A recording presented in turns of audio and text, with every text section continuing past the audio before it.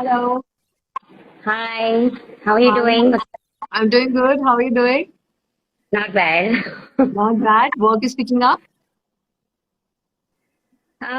Slowly, slow and steady. Yeah. All right. Now, everywhere it's very slow. Construction has started, but then there's the same problem. Labor problem. Yeah. So, guys, if anybody has any questions, just feel free to shoot in the comment section. In the meanwhile, I'm going to start from the very beginning. 10 years of Studio Osmosis. How has your journey been over the decade, and how were the beginning years of your practice like? I think we're losing you a little bit itself. I don't know if it's just me or others also. Uh, Please let us know if you can hear me, hear both of us, see and hear both of us. Can you hear me clearly? Yeah, now I can. Yeah. So I was asking about your journey over the decade. How were the beginning years of your practice?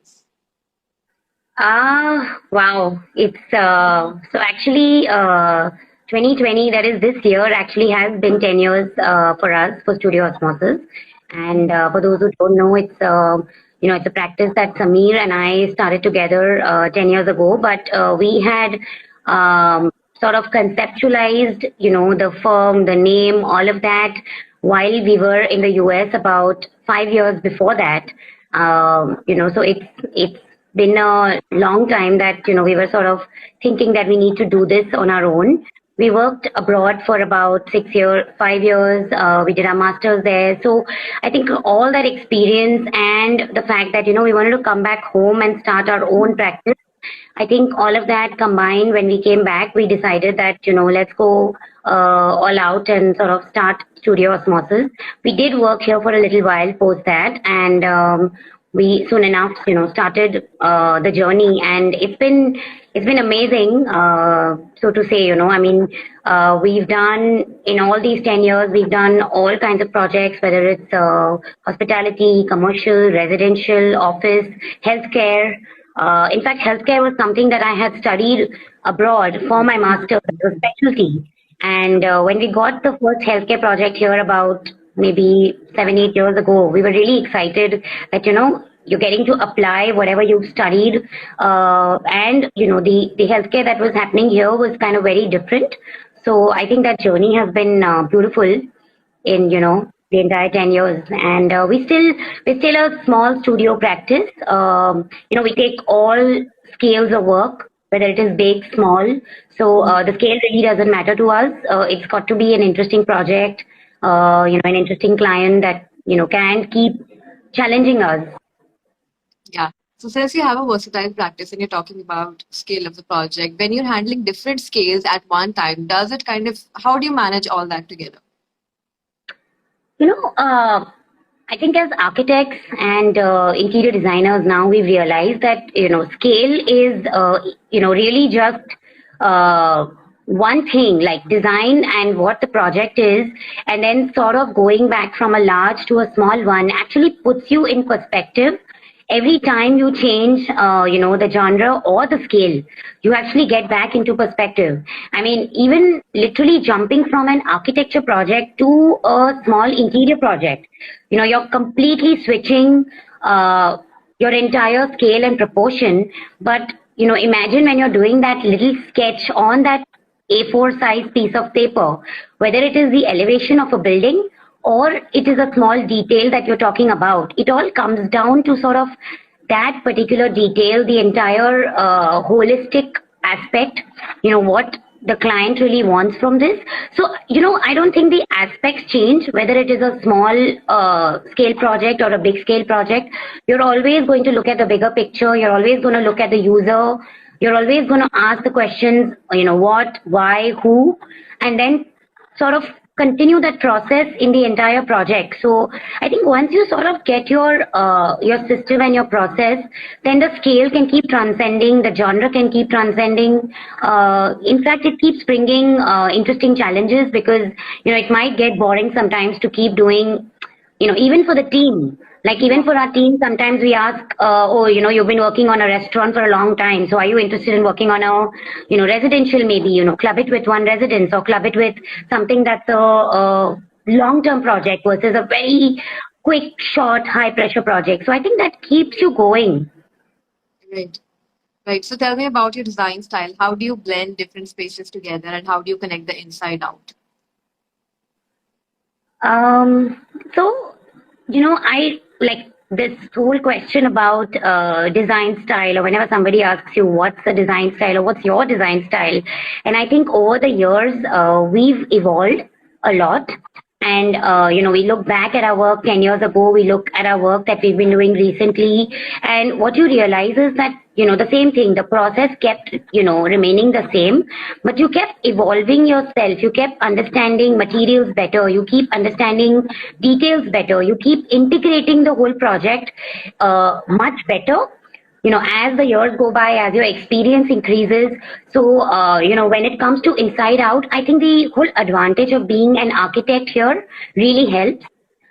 So when an architect is designing interiors, by default, you will never think only about interiors. You are always going to start thinking about, you know, you go outside the box, you start thinking, you start outside, you start saying that what is this space going to be conceived at from outside, and then you start stepping in from a larger to a smaller scale, or go back from the smaller scale to a much larger scale. So you kind of get used to looking inside out as well as outside in. So, it's very, very important to merge, like when you're talking about projects that have the opportunity of having an outdoor space, whether it's a restaurant, whether it's a bungalow, whether it's a building, or, you're talking about residential spaces which have these indoor outdoor spaces that keep connecting, or for that matter, today, even commercial spaces. I think they've realized the importance of how access to nature or greenery is so important even when you're working, because that's where you spend most of your time, not even in your house or your bedroom. You're going back to sleep, but you're actually spending literally 10 hours in your workspace. The workspace. Yeah, yeah. So it becomes really important to take in whatever possible natural views, the nature, the lighting, the ventilation into consideration. Not every project needs to be fully air conditioned all the time. So you need to look at that aspect. How are you going to sort of say that, let me shut down the air conditioning here, but try to make use of, the natural resources that I'm getting. How do you also visually give that calmness to people, the access to nature, the moment you're able to give a physical access and also just a visual access wherever your site can get you, I think it changes the entire, the entire project. Actually, the entire way you're looking at the space. It always reminds me of the Philip Johnson's glass house. That's one of my most favorite, projects, and we had the opportunity of visiting it when we were there. And it keeps you're dumbfounded. When you see that space, you actually realize that there are no interiors. It is actually an outside space from inside. It's also an outside space from outside. So I think that aspect is really important as to how you tackle that merge of inside to outside and, back in. I think the spaces are really, the way architects are designing spaces, or the way even interior designers are collaborating, they are sort of in the process. Even if you have two separate consultants, they're in the process right from the beginning. And I think that's what really makes all the difference. You don't bring in an interior designer after the architecture or the project is over and say, here, take this space and now design this, the interiors for this space. It's not going to work. Yeah. So I think that's very important if you have two different people working on this project. And we've done those kind of projects too, where you have a different architect and a different interior designer on the project. So I think it becomes very important to then marry the two very well. In fact, even the landscape designer, even the entire landscape area, it's very important to merge all of that right from the beginning. Yeah, absolutely. So I'm here talking about the lobby design for residential complex, the way that you have kind of used material, lighting, landscape to create such a majestic aura. So what is the process behind creating such beautiful entrances? What is the thought process behind conceptualizing that entire space? So whenever we look at architecture, like a person is perceiving the facade from outside. And then when you enter a building or a space or a residential lobby or whatever it is, you start to sort of understand the story of that building.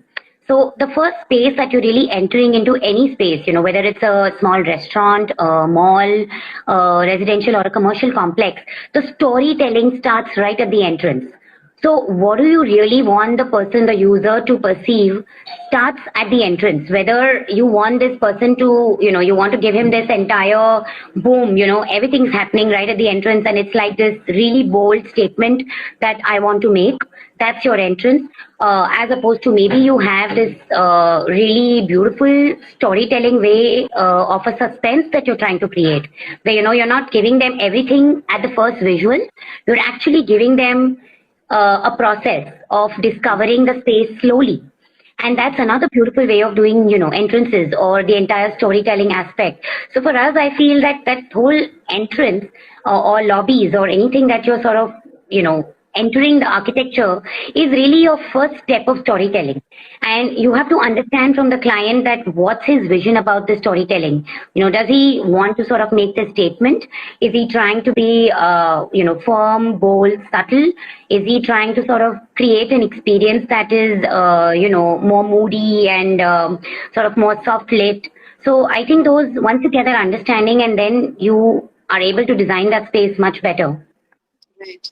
Right. Okay. So tell us about the Mill House in Ahmedabad. What went behind creating the perfect rustic and bold look and blending the two together?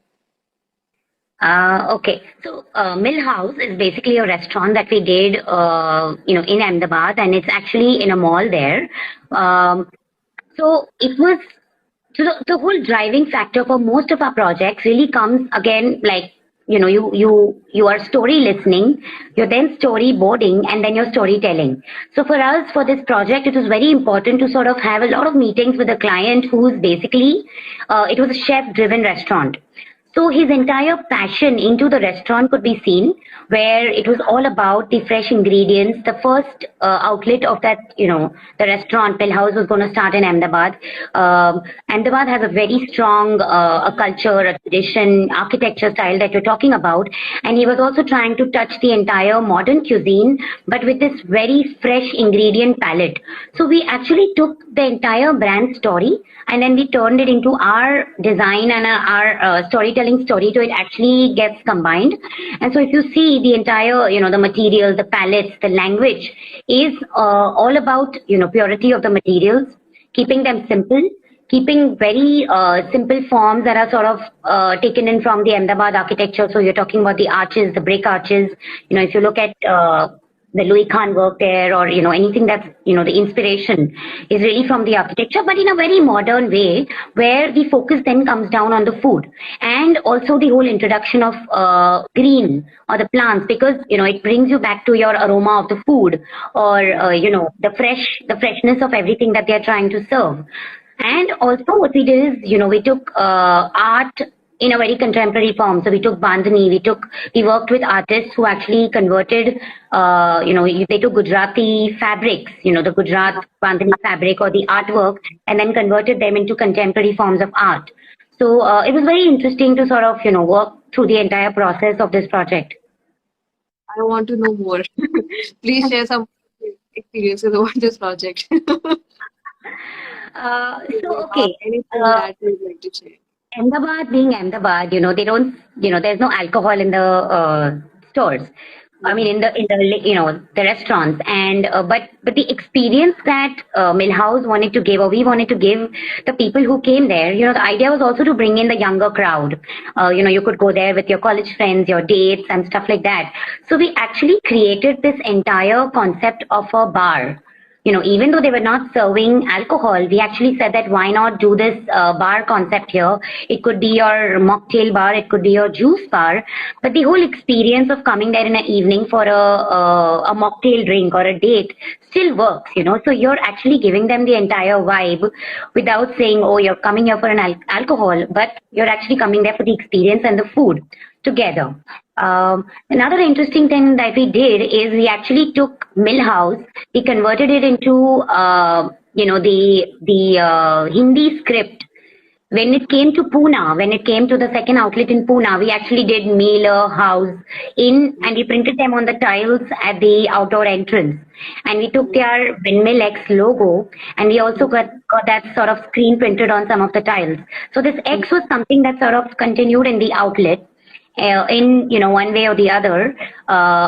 Sort of keeping that continuity, but still giving a different experience when the outlet changed to Pune or when it was in Ahmedabad. So it was quite interesting to kind of take that whole thing ahead. Yeah. So, do you have any tips for the audience to use lighting for that perfect look and feel in restaurants or such spaces? See, over the years and, over our experience of so many years, and we realized that, when our first few projects, we did some restaurants where some of the restaurants were probably overlit, and we realized that, you don't need so much lighting. You actually need to focus on the mood lighting or what you're trying to sort of create, in terms of lighting there. So lighting can actually make or break a space. Totally. You have to think about the lighting of the space, whether it is your residential design, whether it is, office or a restaurant. And especially for a restaurant or a hospitality design, your lighting has to be thought about right from the beginning. The way you actually have to design lighting is you have to think backward as to what kind of contrasts you're trying to create in the space. Not the fact that I want to lit each and every corner of the space. So that should not be your intent. Your intent should actually be, how do I create these contrasts? Should, I be able to create these nooks and corners in this space, especially if it's a restaurant space, and if it's a fine dine or if it's a bar or if it's a night place, how does it convert from this day to night ambiance, where in the day it is like a brightly lit space because, if you have some outdoor light, but how do I sort of transition it from 6 p.m. to 7 p.m. to sort of 10 p.m. and how do I get people slowly into the mood? So you realize that when you're in a restaurant, your mood starts changing from 6 p.m. to 11 p.m. It's the music, it's the lighting, it's the vibe, and without you even realizing, you are actually in that zone, and it's only because you're doing it right. If I have a 10 p.m. brightly lit restaurant, believe me, you'll have people walking out of there. So it's very important to figure out what kind of crowd you're expecting, what the kind of sort of noise level, ambiance level that you're trying to create, and your lighting has to sort of play along with that. So you have to create layers of lighting. You're doing your ambient lighting, you're doing your focus or your mood lighting, and then you're doing like these special decorative lighting areas. And the same thing applies for residential too. So, even when you're doing homes, see, a lot of people say, what, builder ne mujhe light de diya hai and I don't need any more lighting and it's already a ready-made house. But as you start discussing the client's lifestyle, you'll realize that, they're having these quiet dinners. They're calling, 10 to 15 people over for like, evening drinks. Or they have a puja in the house. Or, they have to use the home for studying. So you're talking about, I think there was a phone call, so it got cut. Yeah. So you're talking about many different functions in the same space, which means that you actually have to design the lighting for each of these functions. You have to choose the right light fixture, you have to choose the right light levels, and the most important thing is control. You have to give lighting control to people. That, if I need to dim this, I can dim this. That already mentally sort of helps you into your entire well-being, If I'm in a space where I'm working and I'm not able to control that light, that is going to continuously irritate me. So I think that control becomes a very important aspect, Yeah. So when it comes to residential spaces, what are your favorite materials that your go-to materials? कि यार ये तो मेरा favorite palette है. Anything that you would like to suggest to budding architects who are just entering into the industry and they're kind of putting their hands on different material palettes? So I want to say to all the budding designers or anybody out there, and I think we are still continuously learning. After being 20 years in this profession, we are still continuously learning about the materials. Every day you're seeing actually new materials, or you're seeing old materials, traditional materials, but you're able to use them in interesting new ways. So I think that trying out new materials, trying out every kind of material, and not saying I'm opposed to something before you've actually tried out becomes the most important aspect of, materials. Like, I don't think you should have a preconceived notion that, glass is not a good material or metal is not a good material. It's about how you're going to apply the material. It's about how you're going to use the material and what space it is being applied in. Like, a wood can give me warmth, concrete can give me this coolness, brick can give me this rustic nature that I want. So I think every material comes with its innate sort of nature, innate structure, and an innate feeling that it gives you, it generates. And I think that, metal used in large quantities can give you a very different feeling versus metal used in just putties or highlighters or the right details. So I think detailing of materials is very important. We've tried out, like recently we've tried out things like resin, or we've tried out liquid metals in a lot of different ways. Like, we've made smaller furniture pieces out of them, we've used them indoors, or we've used them in art sculptures. So I think there is so much you can do with materials if you keep your mind open. And, even if there is a budget that you're talking about, you can always use things in smaller quantities and still try it out. So, it doesn't have to be a whole chunk of it. Yeah. So I'm curious to ask you one question, which in fact I have been asked a lot of times, that if masters is a good option for people who are practicing, and since you have done masters in architecture from Texas and you're specialized in healthcare, so I want to ask you the same question: how much value did that master's degree add to your practice now? I did my master's about 2 decades ago, and I think it was a very different time at that point of time. The world was not that connected. We were still using paper maps to travel at that point of time. We were not, we didn't have smartphones. It was an entirely beautiful, different experience going to a different country, you literally using, after a few years, using voice over IP to connect with your family back. It was a different experience, and I think I would never take that away. Those years have been, in fact, both for Sameer and me, they've been some of the best years of our life, whether it is learning, whether it is experience, whether it is, understanding culture, tradition, understanding travel. So I think it is not just limited to education. There is so much you can learn where, whatever, if it's master's, bachelor, anything that you're doing, there is so much that you can actually get out of it, or just the experience of meeting. Yeah, just the experience of meeting people from different cultures. I mean, even that is a whole experience in itself, which eventually becomes inspirations in your learning, So, like, if I had to take it back, I would still go and do it the same way. I would not change that. Having said that, I think the world has become a much smaller, a much connected place today. I can sit here and learn courses from anywhere in the world. I can travel for 2 months to Europe or to China or to Japan or to wherever and learn so much. So I think that, now you have to sort of gauge it with the kind of, the kind of learning that you're wanting to do, the kind of experience that you're sort of looking out for, and then take a call. But I don't think it is going to be one way or the other. I can get that same education, that same experience, with a master's in India, or a master's anywhere in the world. So, that doesn't change now, but I don't think your experiences go anywhere. Yeah. We have a few questions from the audience who are live with us. How do you decide on a theme for a restaurant? How does footfall play a role in deciding the theme?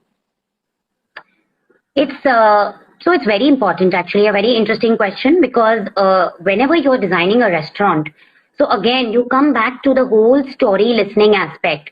You need to have a lot of meetings with your client initially. Sometimes you'll end up with a client who knows the brand. They already know what they want from their brand. They know their cuisine. They know who's going to be coming to this restaurant. Those are obviously easier because they already know the kind of thing that they want, what is exactly going to happen in that restaurant. But you also have a lot of startup restaurateurs who come up, okay, 4 friends decided I want to open a restaurant, but we really don't know exactly what this is going to be. So you as a designer actually literally become a part of that concept restaurant where you are helping them understand, you asking them these right questions, who are you going to cater this to? Is it for the younger crowd? Is it for is it for a mixed crowd? Is it a night place? Is it a day place? Is it in a mall where you already have people coming in, or is it in a place where somebody has to take an effort of driving because they have to plan, oh, let's go for a fine dine to this place and let's book a slot here. So these are very, very relevant questions, because based on these questions, your planning will be done, your zoning will be done, you will decide the number of covers of that space. The planning for a restaurant is very, very important, and the planning just doesn't come ad hoc on an AutoCAD plan. It actually comes based on a lot of these questions. So you literally have to ask all these questions to the brand. What kind of food are they serving? How much time does it take to cook this food? Is it going to be quick? Are they actually going to take a nice half an hour to serve you the food and give you that experience? It all changes the way you then design the restaurant. You're going to make comfortable seating then, because you're not going to want people to get up faster. But, as versus like a cafe kind of space or a bar, you don't want people sitting there too long. You actually, so your seats are not going to be, you may have a few lounge seating, but you can't design everything that's comfortable, because then they're not going to get up. So you actually have to think in terms of the entire operation of how the brand is going to work. And it's very important for the brand to know. All right. Some important things one needs to look at while creating restaurants and bars. Some key factors. So, like I mentioned, one is really, really, really understanding your client and your brand well. That's the most important aspect. Planning. Planning is very, very, very important. So, don't just consider it that I made 3 options and then I gave it to the client and the client liked one option. No.